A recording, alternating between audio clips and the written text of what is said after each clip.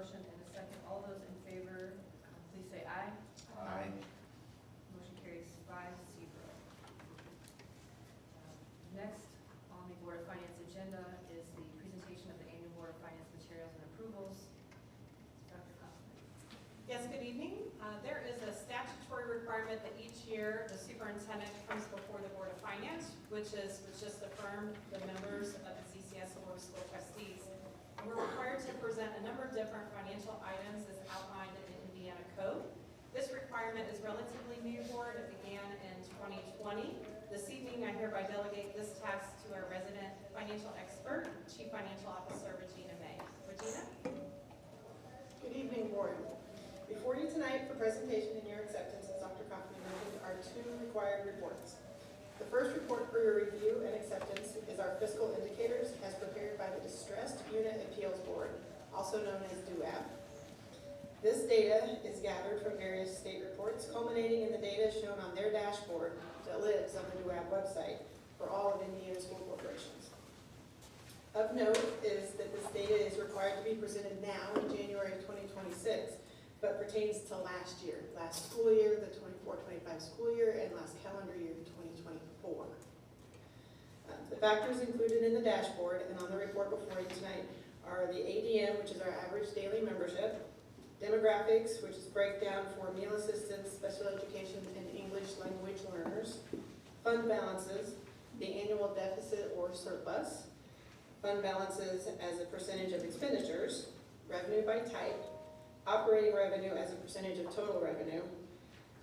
And these factors do continue to show that Zionsville Community Schools is in a solid financial condition.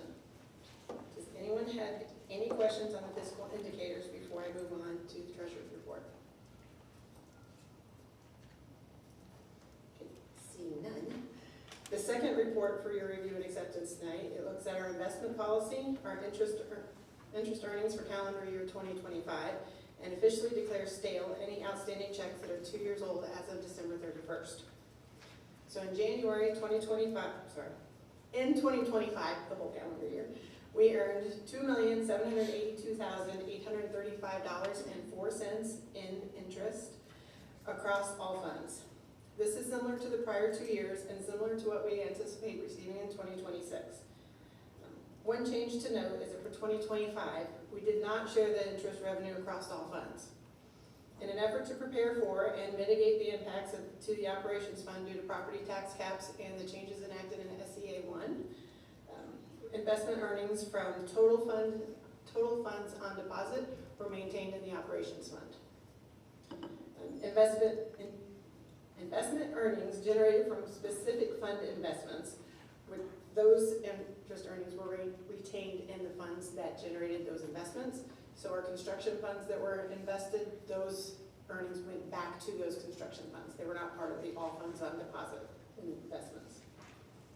Shifting gears, this report also is requesting to declare stale 8 checks that were issued by December 31st. It is for a total of $1,138.56. Effort has been made by business services to contact those payees to encourage them to cash their checks. If someone does present a check after this process, we will still honor it. We just reissue it. In some of the cases, some of the checks that are on this list have already been settled with the payees. We just maintain them on this check to run through this formal process because, for instance, if you wash your check and you no longer cash it, we can't void what you can't give us. So if the checks are destroyed, sometimes it's just not financially beneficial for us to put a stop pay on a check that we know is never going to be deposited because you washed it.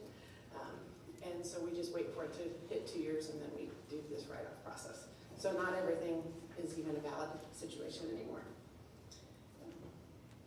Any questions on this report, or if you have any that have arisen on the financial indicators?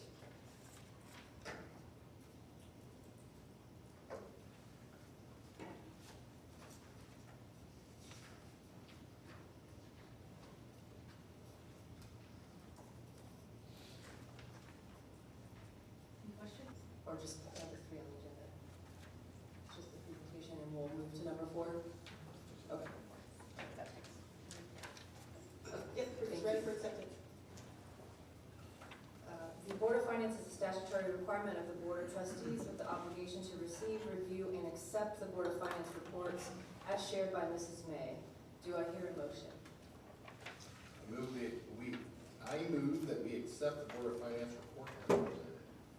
Second. So a motion and a second. All those in favor, please say aye. Opposed? Carries 5-0. I will adjourn the annual meeting of the Board of Finance and call to order the regular meeting of the Board of Trustees, recognizing that we still maintain a quorum of all 5 board members. I am Katie Ashelman, the presiding officer, as the highest ranking officer from the prior elected board. This is the annual reorganization meeting at which we will do election of officers and various appointments, as well as conduct other aspects of board business. But first, we will begin with public comment. Has anyone signed up to speak? No. Is there anyone from the public that would like to speak? Okay. Hearing none, we will move on to the superintendent's report. Well, good evening, board members and members of the public, staff. I'd like to begin this evening's report with the recognition of the Zionsville Community Schools Board of School Trustees for their leadership and support of our schools. Education is the cornerstone of the community's growth and development, and you each play a very vital role in shaping the educational landscape for our students, our teachers, and our families. Your contributions to public education are invaluable, and we appreciate each of you for the leadership you provide and the energy and time that you give us in making ZCS a great place. We'd like to sincerely thank you for your continued support, the commitment you have, and the passion to support the success and well-being of all of our students. So this evening, as we celebrate you as individuals, there's just a few snapshots of the behind the scenes. Certainly everyone in the public sees you on a monthly basis here conducting the business of the school corporation at your public meeting. But there's also many events sprinkled across the school year where you step up and support those activities that are taking place inside our schools and sometimes outside our schools, whether that be judging robotics and science fairs, participating in our Unified Champions events, attending numerous concerts, performances, and volunteering whenever the need arises. We appreciate your commitment and your engagement, and we're so very thankful for your support and leadership in our schools. So with that, the Zionsville Education Foundation has an opportunity to present Eagle Honors to anyone across the school corporation. And so this evening, I would like to present each of you with an Eagle Honor Award in recognition of your outstanding effort and achievement. A donation has been made on behalf of Zionsville Education Foundation for your leadership, and we appreciate it very much.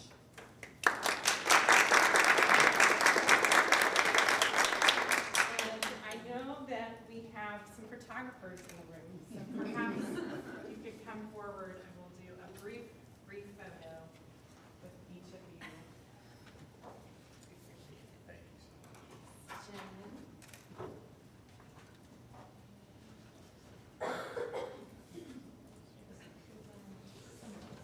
Some of us do.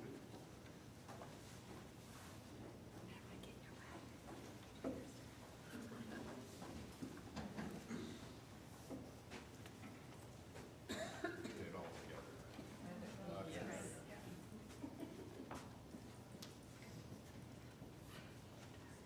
Oh, oh, sorry.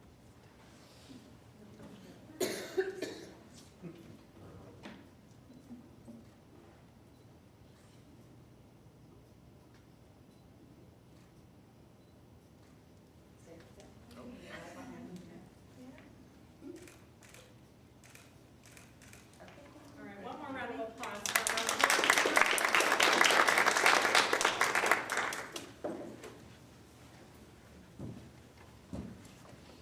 Continuing on, and here's yet other activity that you as board members, we appreciate your engagement. The legislative session is underway downtown at the State House, and last week there was a flurry of proposed legislation and committee meetings.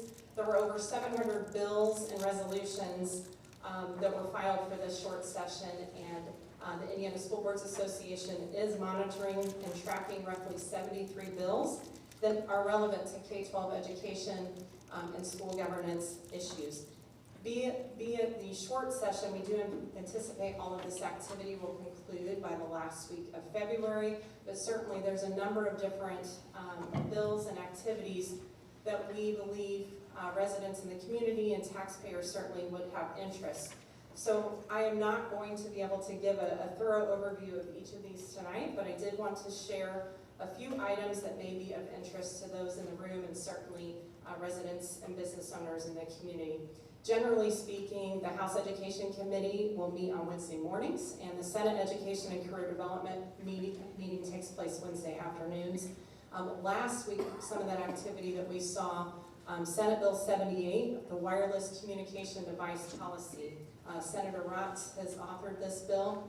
And board members, you recall that last year we did have a change in policy specific to student cell phone use and making sure that that had the right parameters in line with Indiana Code for instructional time.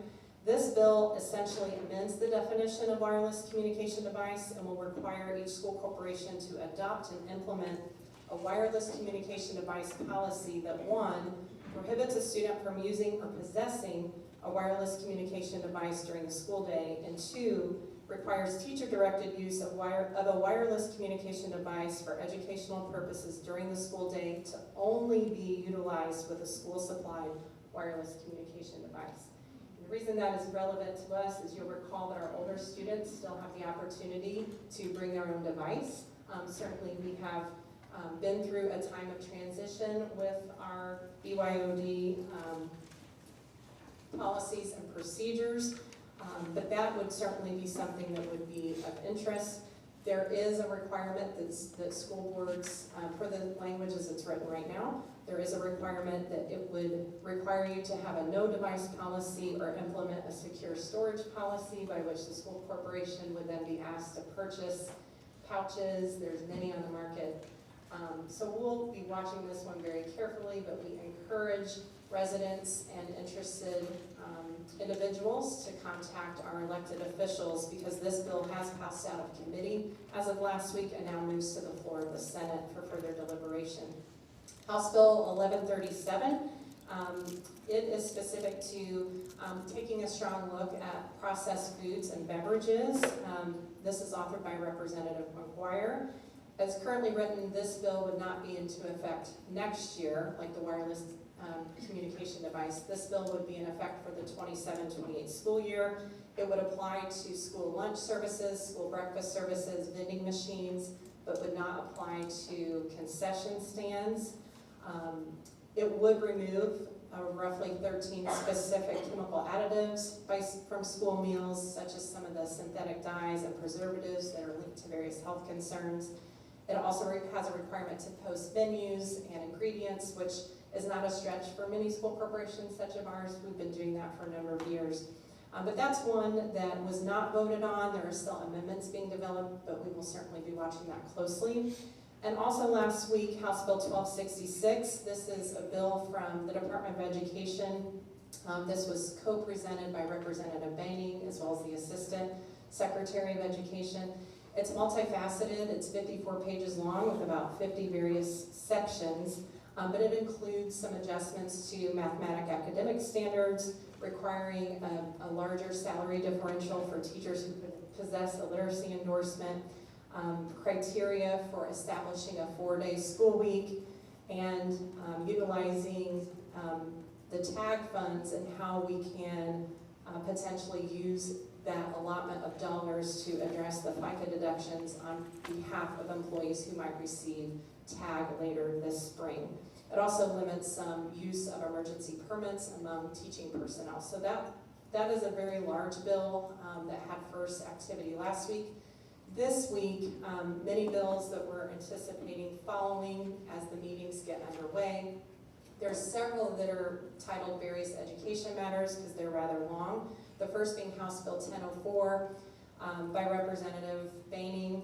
There are many changes that might be specific to school finance with accounting requirements. There's several that involve powers of the governing bodies of school corporations, additional changes to teacher contract requirements, graduation plan requirements, and some some various other elements that are being considered to be repealed, but it's a rather lengthy bill that we'll want to watch and listen to the testimony. There's also House Bill 1262 by Representative Jeter on civics education. Certainly we have civics education that takes place now, so we're interested in following what changes and adjustments that might be introduced with that bill.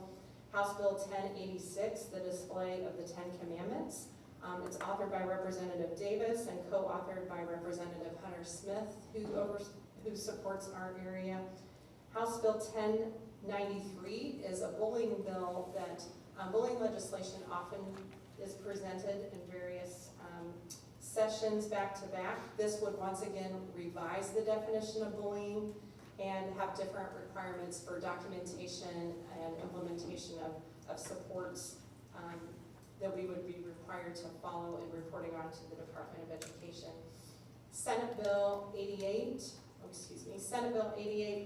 is another various education matters bill that would require schools to incorporate the importance of obtaining a high school diploma and acquiring additional training in preparation of the workforce, securing full-time employment, and waiting until marriage to begin having children. Those elements would be required to be introduced in our instruction, as well as looking at an additional opportunity for higher education institutions to accept the classic learning test examination to the same extent that they now accept ACT and SAT. So we'll be watching that for any movement forward. Senate Bill 200 is Public School Matters, authorized by Senator Rotz, and this provides that a public school that refuses to allow certain organizations to provide information to students on school property would be subject to a reduction in state tuition support. It's unclear which organizations are specifically referenced in this regard, but we'll want to monitor that, certainly with the implications that could be financial to the school corporation. And Senate Bill 239, another various education matters. This is through Senator Linda Rogers.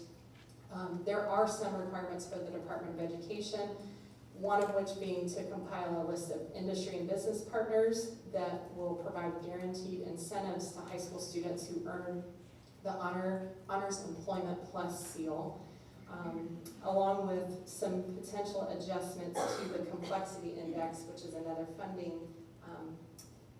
formula target that we want to monitor very, very carefully. So those are just a few of the bills that we are monitoring among many, and I appreciate your leadership, school board members, as you've engaged with our elected officials and also visiting the State House to engage and ask questions and advocate for our community. So thank you for your work and support in that regard. Because many of these bills, and Mrs. May alluded to it in the Board of Finance meeting, there have been many changes financially for school districts all across the state of Indiana. And it really is an extension of our strategic plan. You'll recall that at the start of the school year, we had revisited and revised our website to make that much more engaging and really incorporating the feedback of many people across the last few years. We have also recently released a refreshed website, links on these legislative changes impacting school finance. So your leadership team has worked very closely to revise and make this user-friendly. You can visit the website now under the Finance tab, because we believe making sure that all of this information, the complexity of school finance, trying to make that accessible and as easy to understand to our residents, our taxpayers, our families, our business members, we think that's critically important. Every dollar that's entrusted to Zionsville Community Schools, we know that we are doing everything we can to make a great return on that investment, and so we want to make sure our approach to financial management is understood by as many as possible. And it's that our approach has been grounded in transparency and accountability and taking a look at our long-term planning. So just as I flip through, I just have a couple of snapshots here of what you can expect to see. We're certainly talking specifically about Indiana school finance. We're talking about what are the funding sources for Indiana schools, whether that be the state funding that we receive, the funding we receive from local property taxes, as well as the federal funds, which for Zionsville Community Schools is rather limited. But the website, as you go to that link, it explains all the sources of the various funding mechanisms that then have an impact on how we can plan and prioritize and make those expenditures to maximize what happens in the classroom. We also talk a little bit, so there's understanding for those new to the community, how quickly the community has grown in the last several years, because our enrollment is the key component to revenue for our education fund, which is what supports our teacher salaries and the instruction in the classroom. And so I encourage everyone to take a look. This site has been designed to make a very complex financial element that's changing and shifting even as the legislature is in session. We're trying to make these concepts as clear and accessible as possible. And we encourage everyone to explore how school funding works in Indiana, how our local referendum supports classroom instruction, how we plan for growth in our community, and certainly we want people to engage and ask questions as they have them. So we're really excited to highlight that big shift for you tonight, and a huge thanks to Janet Mann, Regina May, and many others who have had a hand in making this come to life in a way. There's some interactive graphs that you'll find, and we'll continue to add resources to that as new changes are made known to us through the legislative activity. Another element that's been on everyone's minds is sickness. Certainly the last few weeks coming back from break, we often find a little uptick in cold and flu season, and it's certainly been in the media. But just wanting to highlight for everyone here, when we get to the point where we have only 80% of our students in school, that's what prompts involvement with reporting to the state, reporting to our local health department, and taking action. Certainly we're taking daily action with our custodial team, with our nurses. Certainly parents have been at the ready on the other end of the phone call, and students have been ill and needing to go home. But we certainly are nowhere near that 80% mark, even though it feels as though there are quite a few people in the community who have been ill. But hopefully we're on the uptick from that, but it's something that we monitor every single day, and I wanted to bring that information to you this evening, should you have interest. On the radar, we want to make sure individuals and neighbors know that kindergarten registration or kindergarten roundup will be taking place at the very end of March, right as we go into spring break time. So something to keep in mind as we turn the corner into warmer days eventually. I promise it'll get here. And this week we kick off some really great transition activities. We have transition events that are happening all across the district. You know, as we welcome our kindergarten students, we're taking a look at our fourth graders who are transitioning into middle school.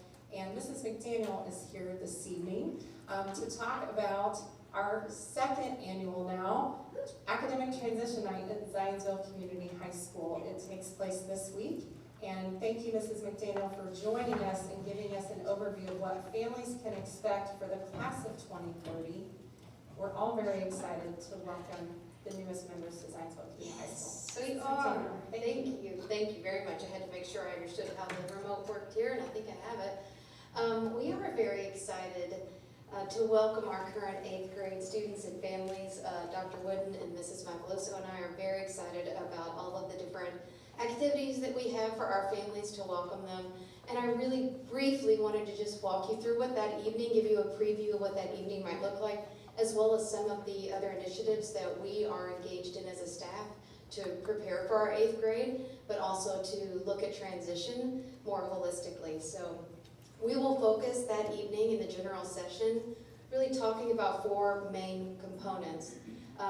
We always keep students at the center of everything we do at Zionsville Community High School. We will talk about providing consistency, which I think is really important in a world where we have a lot of different types of diplomas to now get at the high school level. For us, consistency about what the student's day and what their interactions look like is really important.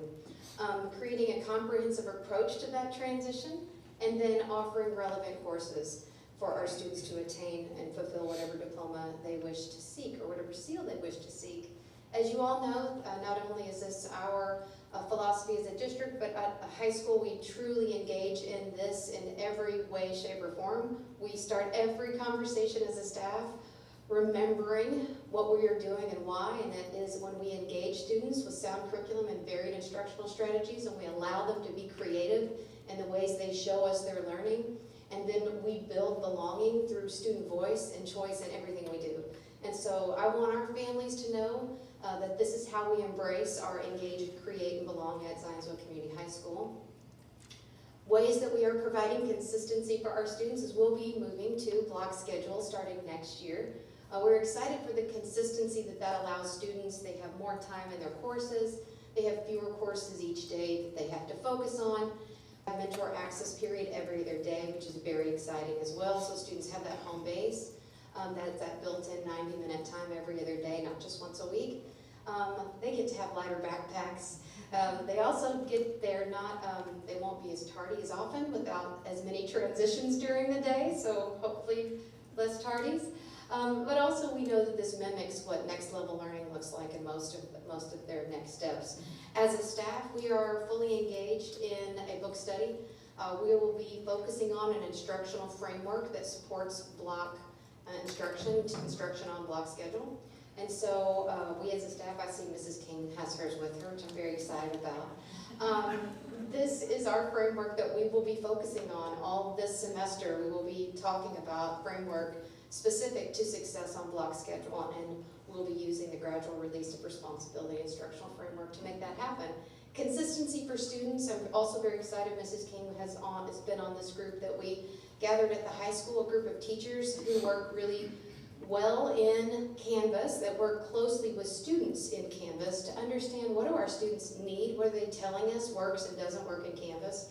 And so we're bringing back to light what we believe would be important for every teacher to include in their Canvas page to make sure that our students feel like there's consistency, that they understand, they can navigate more easily. We want that experience to be, well, it's our learning management system for students. Of course, it should be what they need it to be. And so we've spent time this fall looking at what we are doing and how can we do that better for our students. I believe in a comprehensive approach to transition. At our school, we are really focused on not only that 8th to 9th grade transition, but that 12th and beyond.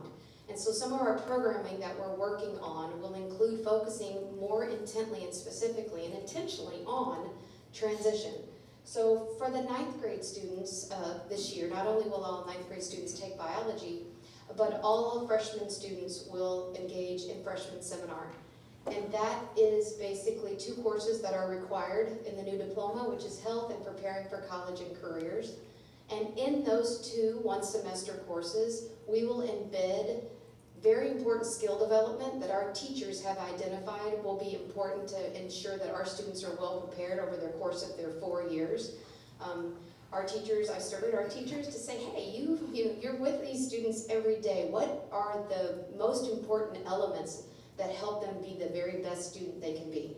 And so we've taken those topics and we're going to embed them into both of these courses so that our students have a foundational understanding of study skills, of teamwork, of time management, right, of self-advocacy, of stress management, organization, all of those things that we know make us good as adults as we grew as learners. These are foundational elements that will continue throughout their 4 years. And so our goal is to create this freshman seminar year-long experience where we're embedding these skills and we're teaching them throughout the year. Our freshman teachers are also embracing and engaging, okay, how can I help embed this into the work I'm doing as a freshman teacher to ensure that our students are hearing it and seeing it throughout their entire day, not just in those coursework. And we're also focusing on senior transition. So as important as 8 to 9 transition is, 12 and beyond is really important. And because our diplomas focus specifically on enrollment, employment, and enlistment, we have created a senior transition program that allows students flexibility in their day, should they wish and should they qualify, to be able to have flexibility in their day. So as important as it is for us to welcome freshmen and help them understand the consistency in the schedule and what it means to be in high school, we also want to make sure that our seniors have skills that they can go out and be independent without us being there with the seniors. As you probably know, and I laughed earlier when I saw that attendance rate, are decreased by 1% were the senioritis kids that have already said, I need a day off. No, I'm just kidding. But seniors are different, right? If any of you have had a senior, know they're different. And for me, senior year, I guess why I think this is so important was the most difficult transition time in my life. There was so much change and so much uncertainty, and for so long I had people telling me where to go and what to do, and a bell rang, and that's where I went. That's not what life is going to be like for them next level, whether it be employment, enlistment, or enrollment. So our goal is to help students with that transition by giving them some more freedom and flexibility. So we're excited about the lessons that we'll be able to teach our seniors. So we'll begin that next year as well. And the majority of the time in the general session on Wednesday night, from 6:30 to 8:30, will be diploma requirements, scheduling information, and how we support our incoming freshmen. So as I mentioned, we have a lot of options in that world of the diploma and the various seals that students can earn. I changed the order of them a little bit because I do think it's important that we recognize the Enrollment Honors Seal and the Enrollment Honors Plus Seal have more of a criteria of credit attainment than the base Core 42 diploma and the Employment and the Enlistment seals along with that. And so we'll go through all of this in the evenings, and the reason that they're color-coded is because families will each get the handout that will be on the same color of paper, so they'll know exactly when they're looking at the presentation which form we're using. The important thing I think for our students and for our families is just to recognize 94% of our students go on to a 2 or 4 years, so we will have a lot of our students and our families we'll be talking to on Wednesday night are going to be, they're going to have this blue form out and they're going to be interested in that. Of course, we're going to cover all 3 types, but we'll really spend some time on enrollment, the honors and the honors plus seals. They require 49 credits, and so there's a little bit different. You can't really say that base Core 42 diploma works for the enrollment because there are some different types of courses that you're required to take if you're going to do the enrollment.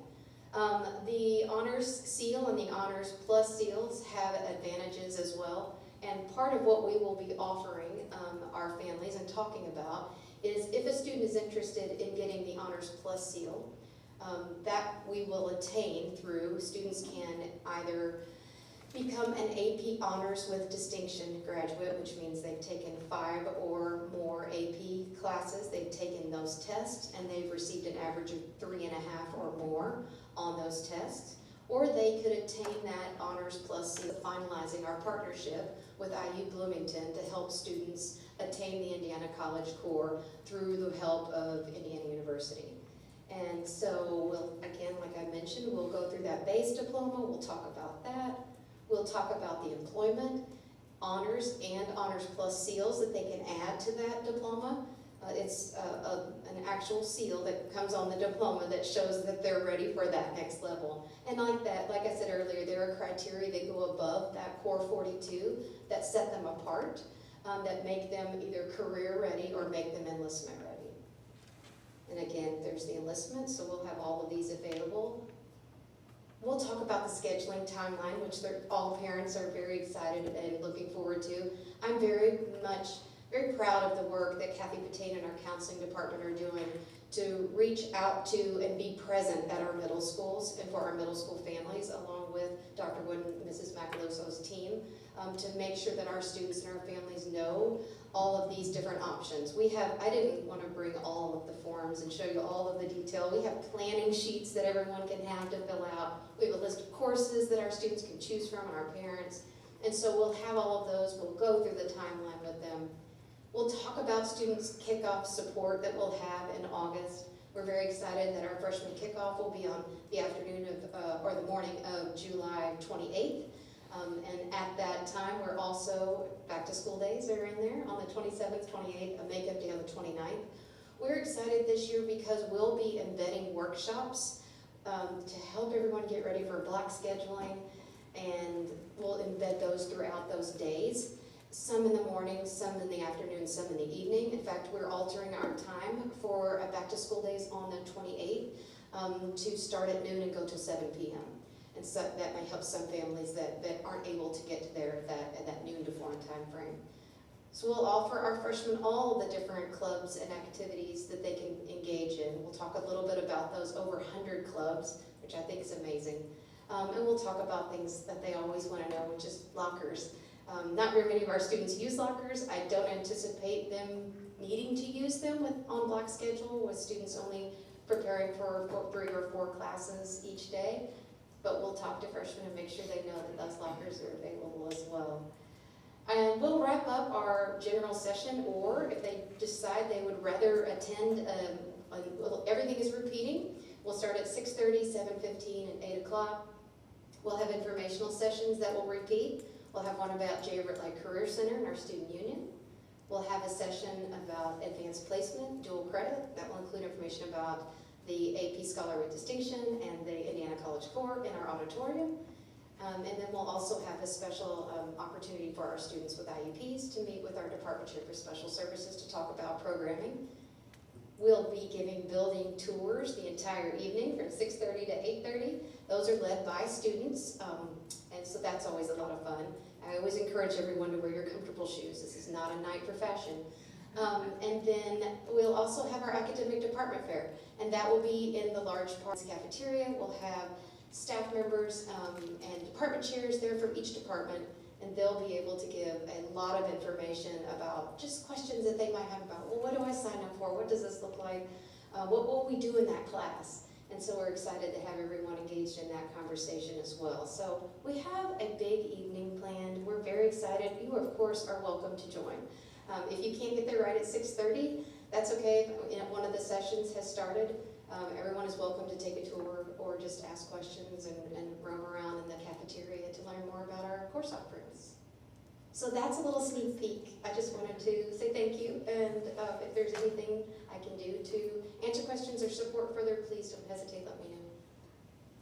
Thank you very much, Mrs. McDaniel. Thank you. Any board member questions for Mrs. McDaniel? I know we've had a handful of students go on to some of the military academies in recent years. Which seal are they looking Yes. at, do you know, moving forward? It will really, I could see a student possibly getting 2. They could get the honors plus, and they could also get the enrollment plus. It would really depend on how driven they are and what their interests are. But yes, you can attain more than 1 seal, but those academies are typically associated with high academic achievement, so most likely enrollment. Thank you, Mrs. Thank McDaniel. you. We're very Thank you. excited and appreciate your team's effort and hard work to be organized for the class of 2030 to We're visit excited. on Wednesday night. Thank you. Board members, that concludes my report this evening. Thank you. Just real quick, yeah, not a question, maybe a comment, I guess. I always appreciate how much work goes into sort of playing catch up from the last legislative session. And every time a legislative session opens, I get sort of nauseous thinking about, okay, I mean, it's what, 79, 73 bills right now, and it feels like 160 last session or something. We're sort of in a, I guess I'm preaching to the choir out here. There's not a lot of non-school folks at the meeting tonight, but to the extent that anybody might be deciding to watch this after the fact, we have, I think, Rep. Cash and Hunter Smith are both on the House Education Committee. Senator J.B. Ford is on the Senate Education Committee. And Buchanan, yes, sorry. We have an opportunity to reach out to our local legislators to say, hey, it's awesome that everybody wants to write a bill. Everybody runs saying, I care about education, right? So everybody wants to write a bill about education. And I don't think it's called an unfunded mandate if it's not federal legislation. I don't know what the state equivalent of that would be, but these are all, just keep in mind, sort of unfunded mandates that are being placed on the schools. And they'll say, hey, we're giving more money to education than ever before, but the reality is it's not remotely keeping up with inflation. and SEA 1 is just gonna hammer school districts and municipalities and everybody else. And so all of these great idea bills that they have are essentially a bigger ask with less money behind it. And I hope that you'll reach out to your legislators and say, hey, how about cut them a break? Let them sort of try to figure out the last 80 bills you passed last session before you pass 80 more this session. Anyway, it just makes me a little nauseous every time this happens. And I should be used to it. I'm like 12 legislative sessions in, I think, at this point. I don't know. But anyway, I just had to share that for the good of the cause. Thank you, all of you, for all your hard work to try to make it all work, because it's an absolute enormous lift. And I don't think there's any other industry that gets hit this hard with this much change year after year after year, sometimes twice a year. And so it's madness to me a little bit, but do with that what you will. Thank you again. Any other comments? I was just going to say thank you for bringing some of these to our attention and public's attention. It is really hard to follow, and we appreciate how much time you guys spend in the weeds, and hope that this board, like myself, will pledge to do what we can to advocate for all of our schools, but especially what's happening in Zionsville. So thank you for staying on top of that.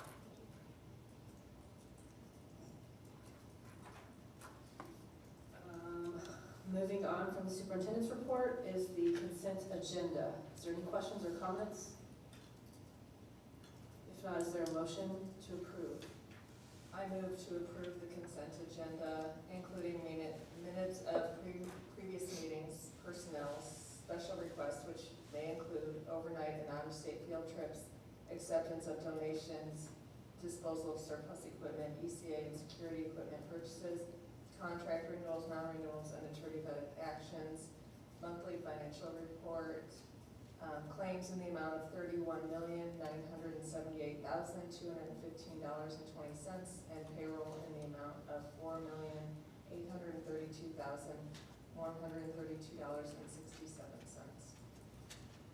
Second.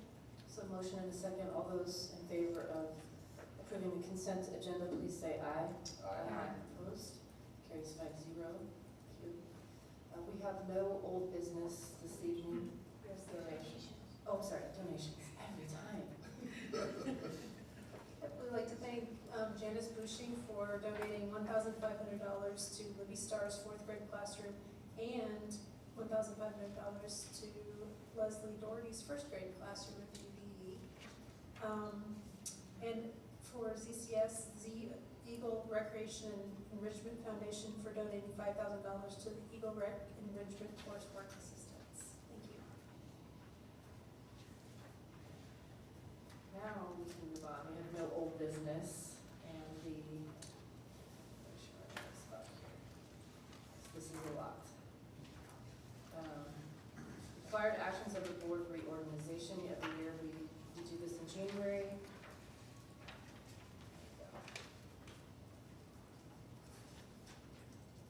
We will start with the election of officers, starting with the president, vice president, and secretary, and then move through some of the other appointments and liaison requests. I will open the floor for nomination of the office of president of the Board of Trustees. I nominate Katie Aishelman to be president of the Board of Trustees. Second. Any other nominations or discussion? There's a motion and a second. All those in favor, please say aye. Aye. Opposed? 5-0. Thank you. The next office for nomination is the vice president.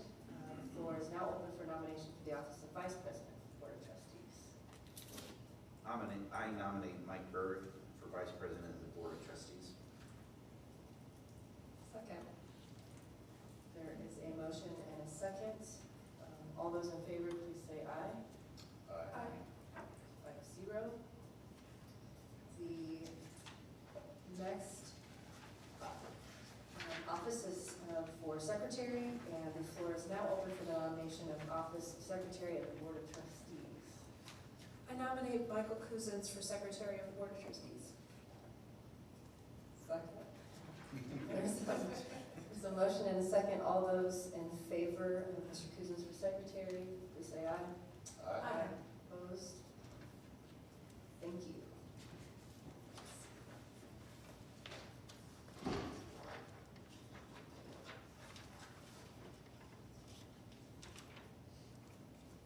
Okay, next is annual appointments and actions. If it pleases the board, I would like to read the proposed slate of appointments and designations required of us during the annual reorganization meeting, and then entertain a motion to move these appointments into action. If there's no dissent, I'll continue with this approach. A proposed 2026 and January 2027 public meeting schedule is provided in the packet and online. Generally speaking, public meetings shall be held on the second Monday of each month unless otherwise specified and legally noticed, with an optional date of possible public meeting on the fourth Monday of most months, adjusted for necessity of budget adoption, collective bargaining, ratification, etc., with meetings to begin at 6 p.m. in this room unless otherwise legally noticed. The Lebanon Reporter shall be the newspaper designated for required physical publication of legal advertisements. Conflict of interest statements are at board members' places for completion, signature, and placement with Mrs. Johnson. The board's liaison to Boone County will be Superintendent Dr. Rebecca Kaufman. The town liaison for Zionsville will be Catherine Ashleman, and for the town of Whitestown, Christy Wessel Powell. The legislative liaison to the Indiana School Boards Association will be Jennifer Valentine. The Town of Zionsville Redevelopment Commission liaison will be Catherine Ashleman. The Town of Whitestown Redevelopment Commission liaison will be Zionsville Community Schools Assistant Superintendent of Operations Matthew Doublestein. The board's spokesman is to be the president of the Board of Trustees. Board of Finance members shall be the board members serving in like-named roles for both bodies. The claims representative will be Michael Cousins. The corporation treasurer shall be Regina May. The corporation deputy treasurer shall be Amy Phillips. The board recording secretary shall be Jane Johnson. The corporation purchasing agent shall be Sam Williams. Board counsel shall be Andrew Vanna and his colleagues at Church, Hill, and Antrim. Permission to authorize student placements as in out-of-district residential care and schooling situations pursuant to medical diagnoses and/or juvenile corrections matters will be Dr. Rebecca Kaufman, with subsequent reporting to the Board of Trustees. The adoption of existing bylaws and policies in Neola format as found at the ZCS website and always subject to Board of Trustees modifying actions. I will accept any one of the following. So moved, or the offering of a friendly amendment if so desired. So moved. Is there acceptance? Second. There is a motion and second. All those in favor, please say aye. Aye. Opposed? Thank you. Thank you to everyone who is continuing their service in one of these many roles. Thank you. That moves us to the business item 6E, the authorization to digitize district records. I see Robin Nelson approaching us.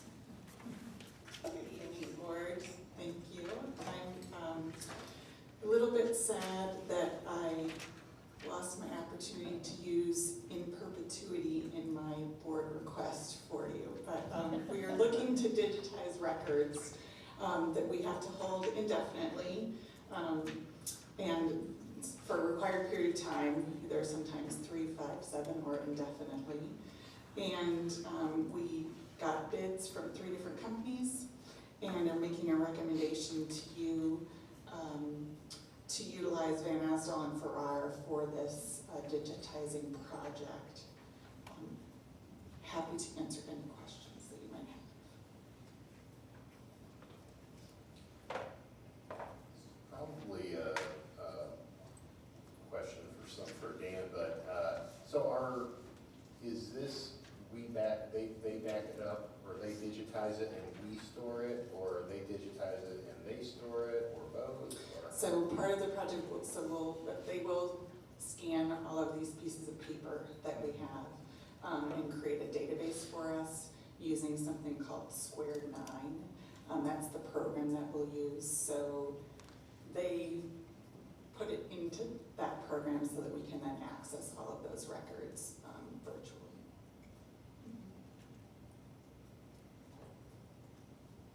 What are they agreeing to in terms of ownership of data or their access to data? And we want to own this and keep it. How do we ensure that they're not, they don't have access moving forward? Right.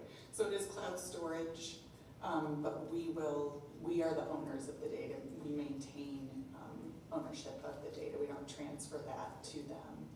So we will continue to be the owners of all of that, all of those records.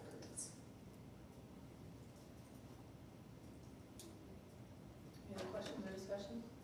Is the software, this Square 9, is this something that has been around for a while? Is it, I mean, obviously, if something would happen, they would change ownership, business, whatever. Is this data loss that we're not to be able to use a different software to find the information? It's an excellent question that I'm not sure I know the answer to, but I'm sure if they were to sell themselves to someone else, we would just follow on with the new company. And is there going to be extra work for you and staff? I think the right term is metadata that goes along with that scanned image. Is that something that your team will be entering that data for, or is that something that comes from them? That's part of the project. So we will meet with them and determine what those determining factors we want to be on specific documents. And that's sort of in collaboration with Van Osdol, we'll create those documents. And we have safeguards put in place so that Mr. Berg's social security number is not going to be searchable or anything like that. All right. Protection. I mean, I'm thinking, there's nothing there, so. Yes. Thank you.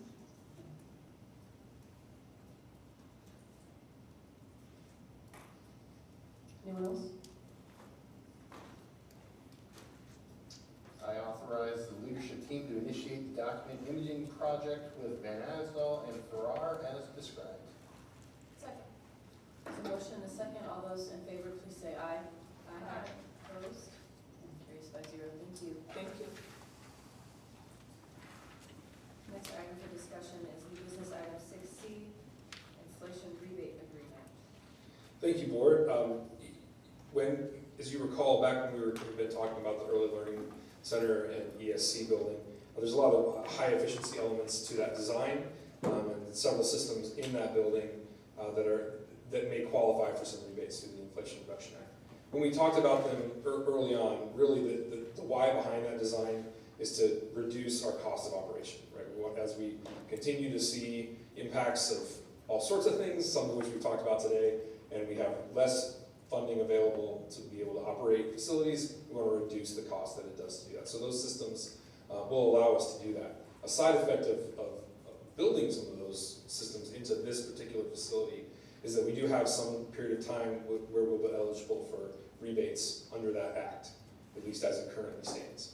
And in vetting how to apply for them, the documentation that's required, the processes, the auditing, all of that, it's a pretty intense process, and so many folks, especially on projects the size of what we're considering, involve consultants. So we've vetted a number of consultants and bring to you a recommendation to engage services of Baker Tilly Municipal Advisors in the desire to seek the highest amount of rebate possible.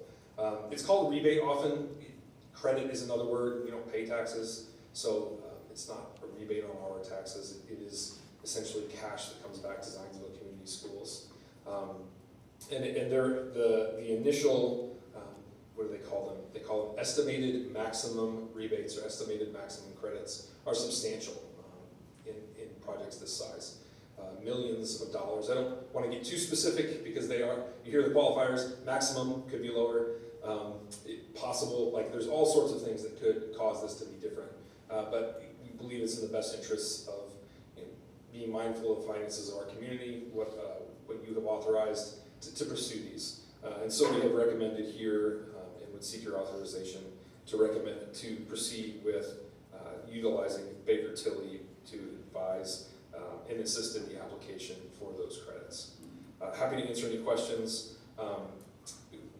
One advantage of the process is that they've been through it before, and so that's helpful. There are a number of players. They happen to be a group that, again, as we've vetted some others, our legal counsel is comfortable with them and their licensure, their ability to provide tax advice and things like that in the state of Indiana. So there's a lot of positives to that end. If I may, board members, you might recall in prior projects, you had also taken some opportunity to engage with various professionals to obtain rebate dollars. With the Trailside Elementary project, we had a rebate of $25,000. With some of the other HVAC projects in prior years and looking at greater efficiencies of mechanical systems, the rebates exceeded $50,000. And as Mr. Doublestein points out, this has the potential to be millions, and we appreciate the work that he's done in vetting and checking with other school districts who've been in a journey similar to ours of looking to maximize any potential rebates and cost savings that could come back to the school corporation. Remind me, did we include, like this wasn't a part of the budget for the project, right? We didn't assume we were gonna earn. Correct. So this is essentially a bonus, and if we give these funds back, they go into the same construction fund as well. As I understand it, there are not restrictions upon where you need to place them, Okay. which is an added benefit. So they could be available for construction. As I think I would put it in the item, given the timeline, we would expect that if we're eligible, if we would receive, that it'd likely be toward the end of 2028 that we would receive these funds. So we should be complete on that project. They'd be available for other options, other uses. Does Baker Tilly have a win-loss rate here? Do we? They've worked with a lot of folks. Yeah. I don't have in front of me all the list of folks. We met them at a session where they're talking with and about other school districts that they work with. They work with municipalities. They're very comfortable in a lot of states too. I mean, they're in other states to see the unique, and this is a federal program, but how that plays out under state construction laws and things like that. So again, we were grateful that their recommendation even came through CDCHA as somebody that they believe would be valuable in consulting with in the process. They also happen to be the lower cost of the others, which is a nice benefit. So we're grateful for that. And we owe them regardless of the outcome of the proposal. In this case, yes. So there are a number of models to that, and many of the organizations that are out there will do this work for a percentage of the rebate. And while that's attractive in that if we don't get any rebate, we don't pay them anything, their pricing was substantially higher than Baker Tilly offered, double and more than double. And so again, given their track record, their ability and licensure to provide the kind of services they can in the state of Indiana and that cost, we felt like it was worthwhile to bring that recommendation forward. Haven't we used them for something before? Or maybe I'm remembering my RDC days in Zionsville uses them for something. This is maybe might be Shared municipal consulting in Indiana schools and investment strategy. investment strategy. Okay. We also do our bond, we do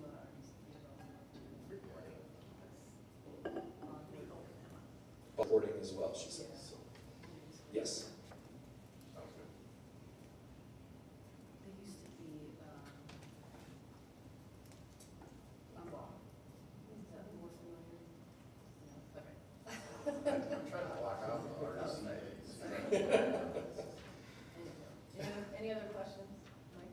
Building on Katie's question, if, it's not a percent base, we're thinking, I think I heard millions as the maximum. Yes. Is it $1 million on the minimum? Like, what's the minimum? Yeah. Is the minimum going to be greater than the $74,000 that we're paying now? I think I want to be careful how I say that, Okay. because our Congress, United States policy could change at any moment, right? So I think that given the parameters as I understand them, I do think that that the estimates are accurate, and that our projects meet as currently constituted in the law, and as others have pursued these credits. And given the timelines, including the timelines of sunset of provisions in the Inflation Reduction Act, should all that hold and all that stand, then absolutely it appears that we will receive a credit that would exceed that cost. We are not in control of what the United States Congress may or may not do, so I don't, and that's why, to Ms. Ashland's point, we have not stood here and told you that we believe that one of the reasons to build this is for these credits. I think there's operational efficiencies to gain us long-term savings that are the reason why these systems should be incorporated in the facility and are now being incorporated into the facility that's being constructed, and likely should be a part of our design thinking, language, and processing going forward, even when credits and rebates are not available, because there is a sunset to these provisions in the IRA. So that's a lot of qualifying. Your lawyer side came out really well. I just wanted to make sure. I'm not an attorney. I don't even play on television. You stayed at home and my son got it. Yeah. Is their fee, is that a one-time fee so that we wouldn't get anything private and rebates or credits till 28? This is a one-time fee that gets us. It's actually a monthly fee that goes up to that amount. So Okay. it's divided, that total amount is divided over the course of their advice to us. Okay, I just want to make sure it wasn't like next year there's another fee. No.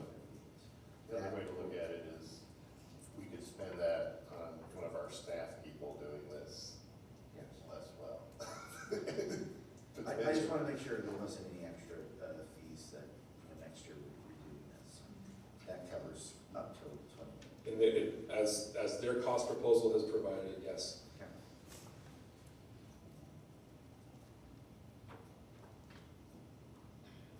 Any other questions or discussion? Not, I would entertain a motion.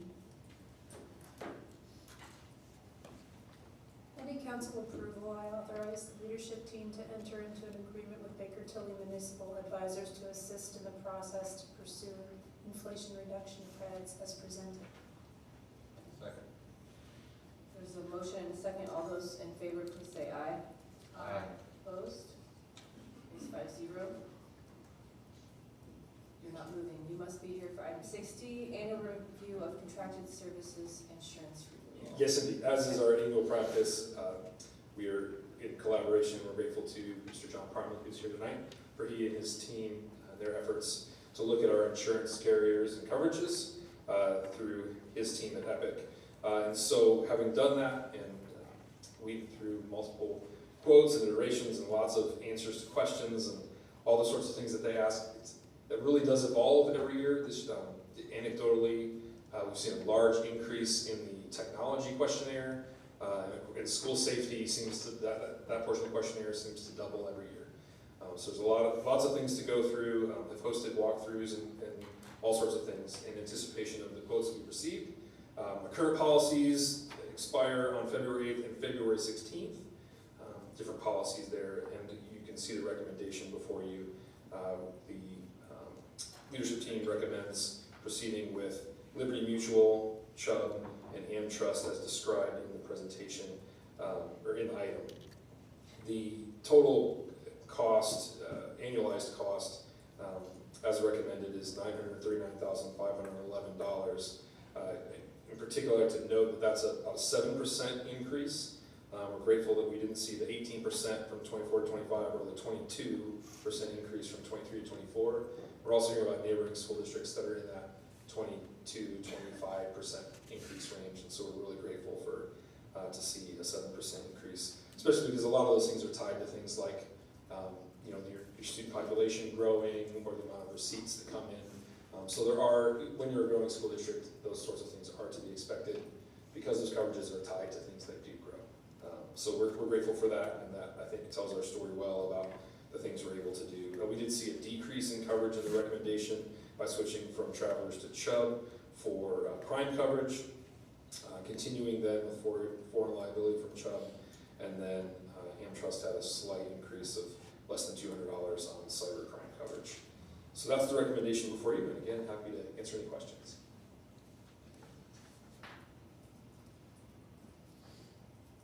Any questions or discussion? If not, I'd entertain a motion. I authorize the leadership team to secure property casualty liability coverage through Liberty Mutual, crime and foreign liability coverage through Chubb, and cybercrime coverage through AmTrust as presented. Second. There's a motion and a second. All those in favor, please say aye. Opposed? Carries 5-0. Thank you. Final item on the agenda this evening is the number 6E Country Mark Reimbursement Agreement.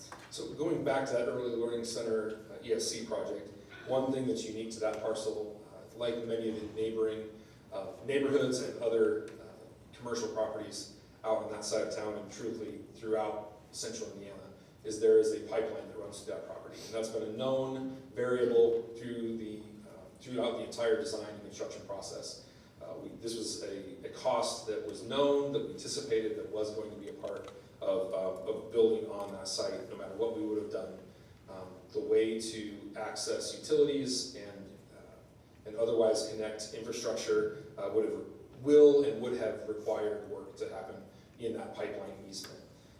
In the long process, a year and a half, many months process of working through that with Country Mark, we're finally to the point where we've received their agreement. It's called a reimbursement agreement because they own the pipeline and they own the rights to the easement on our property, which gives them essentially the absolute right to make decisions about whether we can do anything in it or around it or through it. And so, before you then for authorization is their estimated agreement. It is an estimate. They will not proceed to design engineering without our agreement to this estimate and without us agreeing to reimburse them for their costs. They have built in a contingency, and staff is recommending an even further, what I've called in the item, an approval contingency, should they not be able to meet that number. We just don't want to slow down the progress of that facility. It is a large amount. It is, however, something that's been accounted for in the overall budget. It's not in the construction that you've already approved, so that's why we're here to seek it again, and because it is so substantial.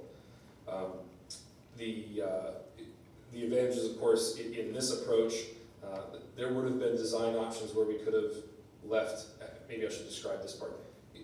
What's contemplated in this scope of project is actually to replace the pipeline on the property.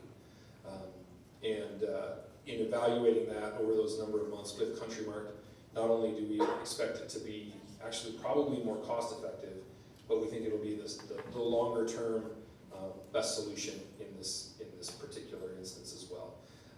The pipeline has at least been there for around 70 years. We think it may be as old as 90. I found one document that references it back into the 20s.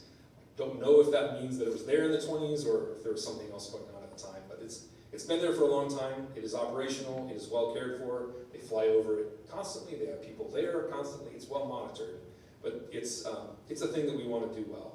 And with it being so close to our property and facilities, we want to manage it well. So in any case, I think I'm rambling, but please do ask any questions you might have. The items are here before you, the dollar amounts, what their price is. They've quoted us $637,182.71. We're requesting that additional, what again I've called approval contingency, but not to exceed $700,000. I think maybe the last thing I'd add is we recently, they required a $5,000 pre-engineering fee, and it didn't cost all of their $5,000. They refunded us about $1,400. So they do have a history of coming back a little bit under their estimates on that very, very small sample size, if it's even relevant to this discussion. So again, happy to answer questions. I'm sure you have many on this. Mr. Landfair is here as well if I'm not able to answer for you. I'll do my best. Would this eventually need to be done regardless of our project? That's the first question we asked. And their answer was the pipeline is constantly maintain. It is in full operational condition. We don't have any need to do that at this time. So yes, I think it'd be safe for us to assume that eventually it would need to be done because they have the absolute right to that and because they control the pipeline, the easement, everything about it. They weren't responsive to that as a case for cost sharing or anything like that. So no, we did not receive any give back in that argument. I guess I'm trying to figure out a way to say, well, I'm grateful that we continue to be good stewards of the dollars that we're entrusted with, and the planning of this project has been great, and it'll be a wonderful resource for our community. I can't help but wish that they were better corporate partners in the community and cared a little bit more about the size of this ask and how they're asking, because I wouldn't put it past them that they would be back later, given their requests for, we won't move forward without X, Y, and Z from you. So I'm just putting that out in space. But thank you. It's worth any consolation, not to this degree, but in similar projects when we had the addition of the transportation center for the additional lot and additional tanks, as well as projects at 875. There are pipelines throughout the community, and we've had to navigate with the pipeline operators. There's several. So we're hopeful that we can continue this positive relationship and find a good solution, but certainly it's a larger number than what we had anticipated, which is why we're bringing it to you this evening for your consideration.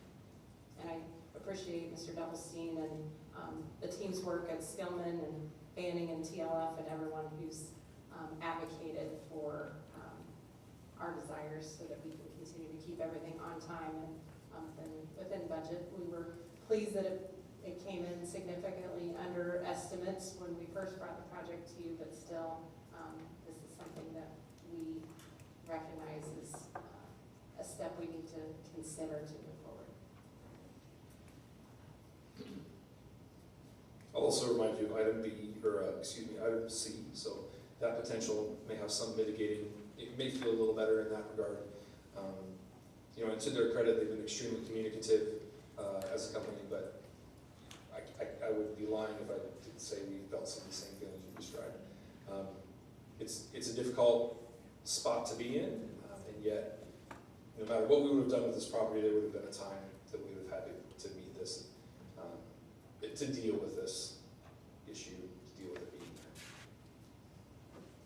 So on the use of the contingency and the extra contingency, if you will, we control our side of the school, we control beyond the 637 that they're looking at, which includes the 15% contingency, is that correct? Well, Roughly. I think the way I describe it is their estimate was the 637,000 plus, and that includes that 15%. Should their contingency number be in error and it actually require more, we're asking you to authorize staff to let the project proceed up to that amount of $700,000. So you certainly control whether you'd like to allow us to do that or not.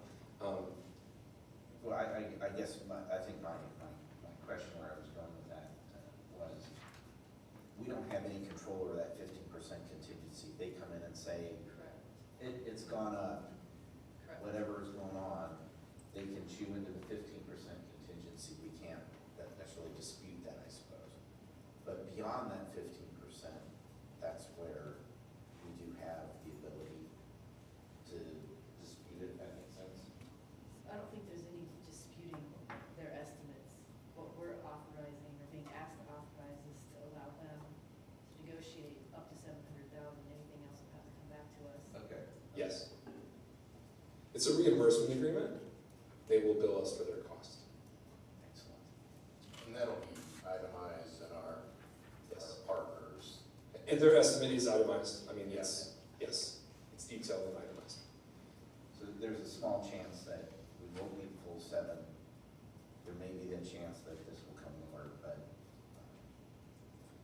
there's some chance that it's below the 554,000. I think there's some chance. I don't know how large I feel like any of those chances are, to be just transparent. I don't have a feel for that. Do we have any ideas of when this will start? Is there any like fear of knocking out what's in the bid, like the piping, the steel that they're having to buy, it's a tariffed item. Is that going to go up or go down? Is this going to be done by summer? If that's a real possibility, it is. I think we need to acknowledge that that's a possibility. We did ask them for an estimated schedule based on, if you would authorize this today, they'd be in the ground in quarter two. So it's about a 2-week project, and it would wrap up in their estimation. Again, weather, all sorts of other factors, but my memory is that their estimated schedule had us complete at some point in May with this part of the project. Oh, Is that it's, right? With the like pipe? it's summer, but yeah. Our goal was to have it out of our way, out of our overlap by the end of the summer was our goal. And so they've given us a schedule that would meet that goal. I'm guessing that with their excellent history of maintenance and monitoring, that there shouldn't be any surprises, and that you can let them know we don't expect any. Like that. They are very present on the site.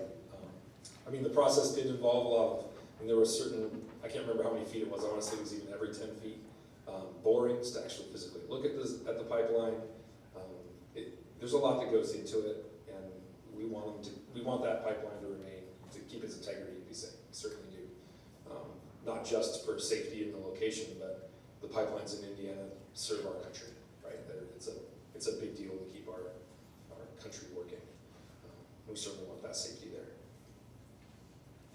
My grandparents had bought a pipeline in the 20s, flown over here to Richard. Thank you, Mr. Delstein. Any other questions or discussion on this item? Jen, we can let you have a motion if you want. I move to authorize the leadership team in Skillman to execute the agreements necessary to complete the work as depicted within the scope of the Country Mark Pipeline project and at a cost not to exceed $700,000 as presented. Second? There's a motion and a second. All those in favor, please say aye. Aye. Opposed? Thank you. Thank you. That concludes our posted agenda. Anything else from the order? If not, we are adjourned. Thank you.